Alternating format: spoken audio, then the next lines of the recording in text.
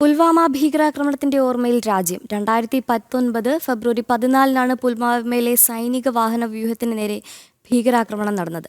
40 ജവാന്മാർ വീരമൃത്യു വരിച്ചു. പകരം അതിർത്തി കടന്ന് ജെയ്ഷെ മുഹമ്മദ് ഭീകരെ കേന്ദ്രങ്ങളിൽ എയർ സ്ട്രൈക്ക് നടത്തിയാണ് രാജ്യം പുൽവാമയിൽ വീണ ചോരയ്ക്ക് പകരം ചോദിച്ചത്.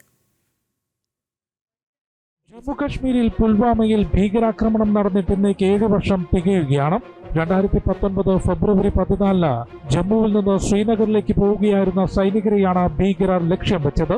ദേശീയപാത 44-ൽ പുൽവാമയിൽ അവന്തിപ്പുരയ്ക്ക് സമീപമെത്തിയപ്പോൾ CRPF വാഹനവ്യൂഹത്തിലേക്ക് ഭീകരർ സ്ഫോടക വസ്തുക്കൾ നിറച്ച വാഹനം ഇടിച്ചു കയറ്റി. ശക്തമായ സ്ഫോടനത്തിൽ രാജ്യത്തിന് 40 ധീര ജവാന്മാരെ നഷ്ടമായി. നിരവധി പേർക്ക് പരിക്കേറ്റു.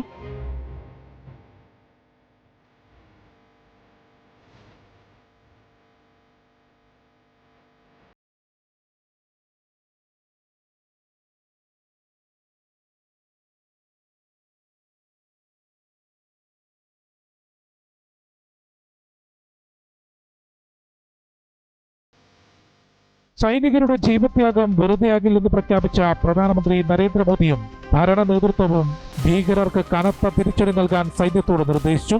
ഭീകരാക്രമണത്തിന്റെ 12ാം ദിനം ഫെബ്രുവരി 26 പുലർച്ചെ വ്യോമസേനയുടെ മിറാഷ് യുദ്ധവിമാനം അതിർത്തി കടന്ന് പാകിസ്ഥാനിലെ ഖൈബർ പ്രവിശ്യയിൽ പറന്നെത്തി. ബലാക്കോട്ടിലെ ജെയ്ഷെ മുഹമ്മദ് ഭീകര ക്യാമ്പുകളിൽ മിന്നലാക്രമണം നടത്തിയാണ് പുൽവാമയിൽ വീണ ധീരന്മാരുടെ ചോരയ്ക്ക് രാജ്യം പകരം ചോദിച്ചത്. കൂടാതെ രാജ്യത്തിന്റെ അഖണ്ഡതയ്ക്ക് മേലുള്ള കടന്നുകയറ്റത്തിന് ശക്തമായ തിരിച്ചടികൾ ഉണ്ടാകുമെന്ന പ്രഖ്യാപനം കൂടിയാണ് അന്ന് ഭാരതം നടത്തിയത്.